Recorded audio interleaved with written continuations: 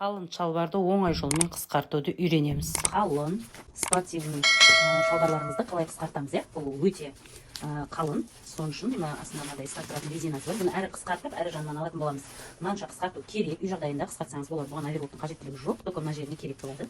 Оверлок істеп, бірінші не істейміз? Мына өлшегенімізді белгілеп аламыз. Мынандай. Осылай болады. Белгілеп аламыз.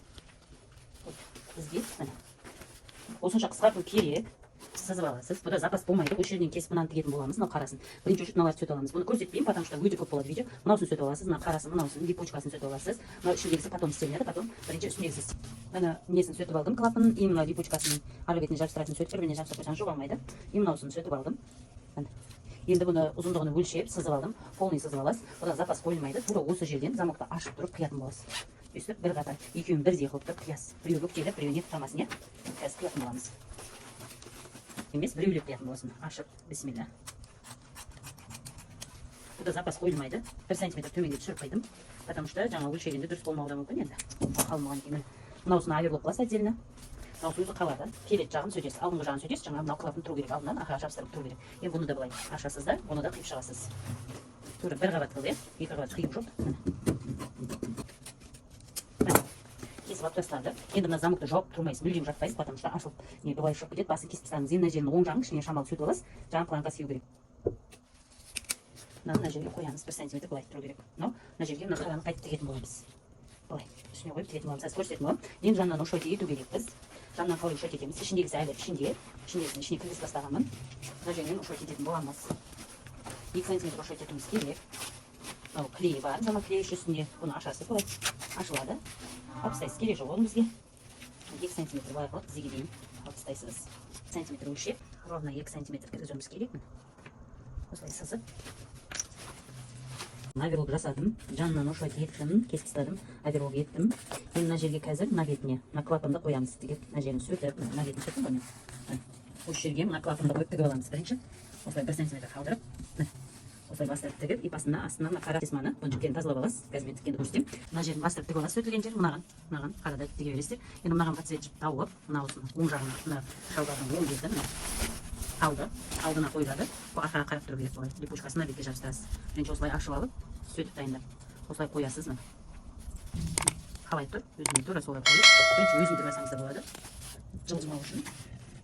Прямо астына 1 сантиметр қалса жеткілікті. Осылай. Просто өзін тігіп аласыз. Оны үстіне қоясыз. 0,1 қалай бар, солай. Өзіне қоясыз да, үстінен бастырасыз. 0,1. Өзінің бұрынғы тігісін орнынан бастырсаңыз, тіпті жақсыны. Өзіндей болып шықты. Артық жібін алып тастайсыз. Тігіп алдыңыз. Енді осыны осылай түп-түзу қылып бірдей қоясыз да. Осы жерге мынаусын сызып аласыз. Липучкасын қоятын жерді белгілеп аласыз. Тура осылай жабылу керек. Өзін жабыстырып қойған аласыз да, мынаны осы жерге бастырып тігесіз. Отдельно тіксеңіз де болады, вместе тіксеңіз де болады. Мен отдельно тігіп қоямын деп шештім. Жағынан обычный шотпен тігіп аласыз.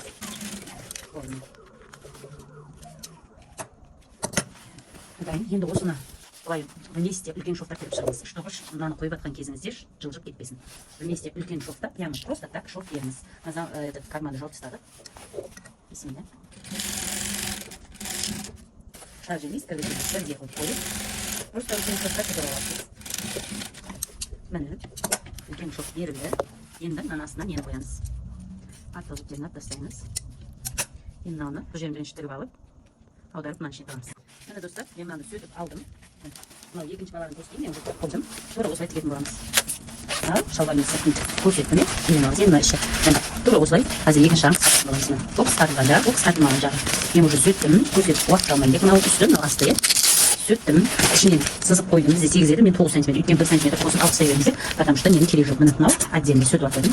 Мына жанындағысы мынау қысқартқан кезде жабыстыратын дейді. Қысқартып қараған кезде жабыстыратын. Кнопкасы болған кейін мына резинкасын алып істеп жатқан жоқпыз. Бұл ішкері тамағында шалбар. Міне достар, видеоға тіке қапты, ренжімеңіздер. Мына жеріндегісіні қайтып тікті. Көрсеткен болатынбыз, сызғанымызды екі бүктеп тігіп, оверлок қылып кесіп тастайсыз. Мынаны сөйтіп алғанды қайтып орнына тігесіз. Мынаны жанына тігесіз. Мынадан артылады, потому что 9 сантиметр қысқартқан соң мынадан артылады. Артылғанын міне кесіп алып тастайсыз. Артылғанның бәрін кесіп алып тастайсыз. Басқа затқа қолдана бересіз. Міне бұл кнопкасымен. Бұл 1 сантиметр қысқалау болса да ештеңе етпейді. Ішінде қалады. мына сырты осылай қысқартып аласыздар. Үй жағдайында өздеріңіз ательеге апармай қысқартсаңыздар болады. Бұны кемінде 3 мың 4 мың теңгеге қысқартады.